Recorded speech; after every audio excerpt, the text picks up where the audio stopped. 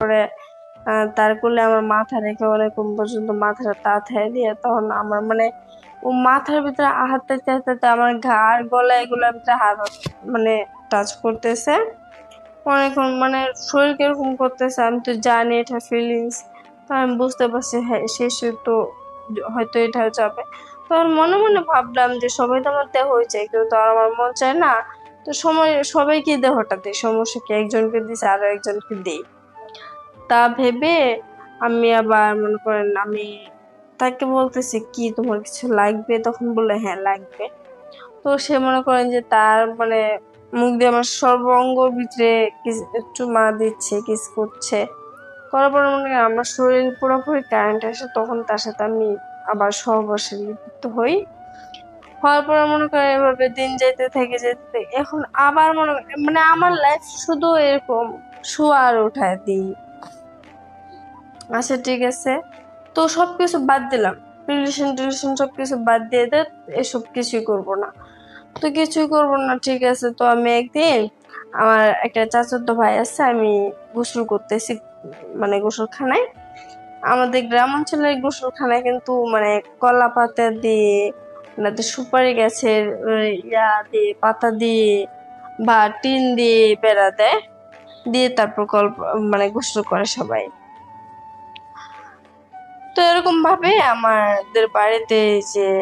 বাঁশ কেটে কেটে বেড়া দেওয়া হয়েছে কলপার বেড়া দেওয়ার পরে মানে আমার না আমি গোসল করতেছি গোসল করার ভিতরে মানে মনে হইতেছে যেন আমার আশেপাশে কেউ আছে এরকম মনে হচ্ছে তো আমি যখন ড্রেস আপ চেঞ্জ করতেছি তখন দেখলাম কি মানে মানুষের কথা শুন আসসালামু আলাইকুম সবাই কেমন আছেন আশা করি ভালো আছেন তো আমি আমার জীবনের কিছু গল্প নিয়ে আপনাদের কাছে আসছি আমার জীবনে আমি অনেকজনের সাথে রিলেশন করছি অনেকজনের সাথে মানে সবকিছু শেয়ার করছি তবে মনে করেন যে কারো কাছে আমি মানে আমার মন দিতে চাইলেও তারা আমার মন নিতে চায় না সবাই আমাকে আমার দেহটাকে দিতে চাইছে যে জন্য আমার দেহ দিয়ে সবকিছু আমি মনে করেন প্রথমত রিলেশন করে একজনের সাথে সে আমার ক্লাস ফ্রেন্ড ছিল নাম ছিল আশিক তার সাথে আমি সহবাস করি করার পর মনে করেন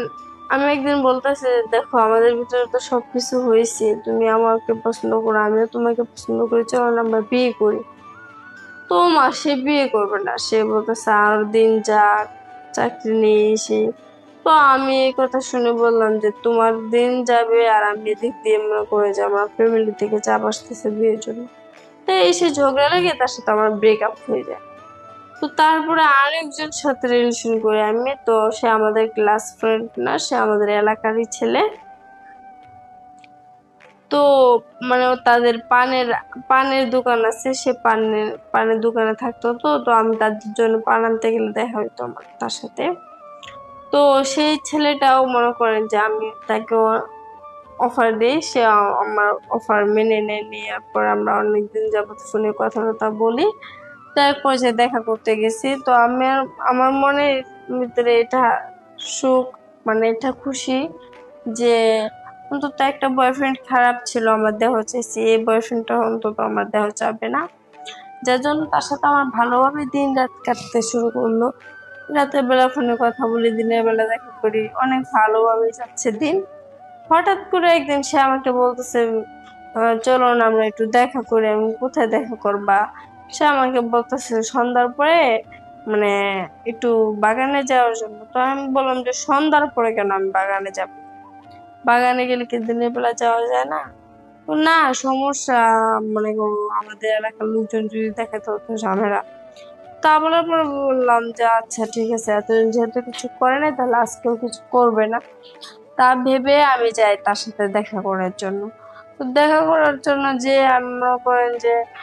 আমাকে বলে যে দেখো তুমি তো আমার সাথে দেখা করতে আসছো তুমি এতটা বিশ্বাস আমাকে করো আমি জানতাম তুমি আমাকে বিশ্বাস করবা যার জন্য আমি তোমাকে আমার মন দিছি তুমি যে আসছো তোমাকে কেউ দেখে নাই তোমার না কেউ দেখে নাই তো দেখে নাই যে হয়তো অপরাধ সে আমাকে নিয়ে বসার পরে তার কোলে আমার মাথা রেখে অনেকক্ষণ পর্যন্ত মাথাটা তাথায় দিয়ে তখন আমার মানে ও মাথার ভিতরে হাঁটাতে হাঁটাতে আমার ঘাড় গলা এগুলোর ভিতরে হাত মানে টাচ করতেছে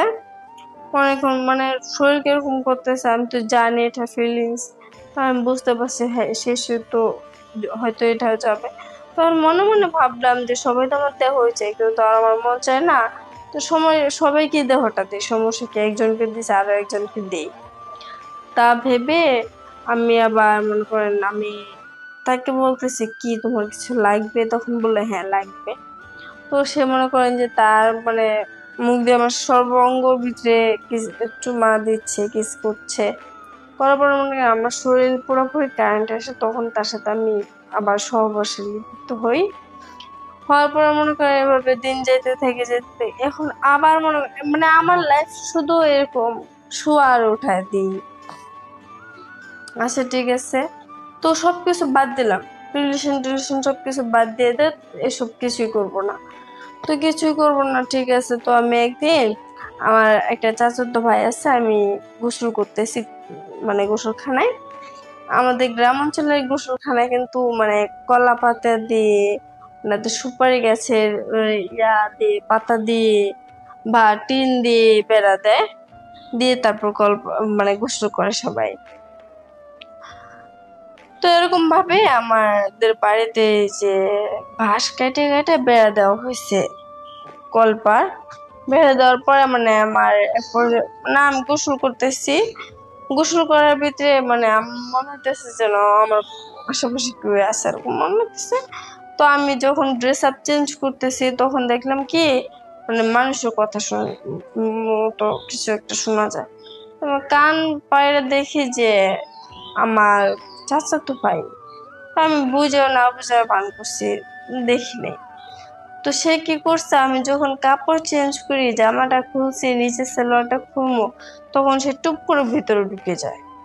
ঢুকে গিয়ে মনে করেন আমার সাথে জোরাজুরি করে আমার সাথে সহবাস করে। তো দেখেন আমার মনে করেন যে আমি যাকেই ভালোবাসতে যাই না কেন, আমার লাইফটা কিরকম, আমি যদি কাউকে মন দিয়ে ভালোবাসতে যাই সেই কিন্তু আমার সাথে এসব করে। তো আমি এটা বুঝতে পারলাম যে আজকালকের ছেলেরা যদি রিলেশন করতে চায় কখনো তারা মন চায় না, ভালোবাসা চায় না, প্রেম চায় না, তারা কিন্তু দেহ চায়। তো আপনাদেরকে উদ্দেশ্য করে বলতেছি, যদিও রিলেশন করেন তাহলে তাকে দেখে রিলেশন করবেন না, কখনো তাদের সাথে শরীরটাকে সঁপে দেবেন না। আমার মতো ভুল কেউ করবেন না।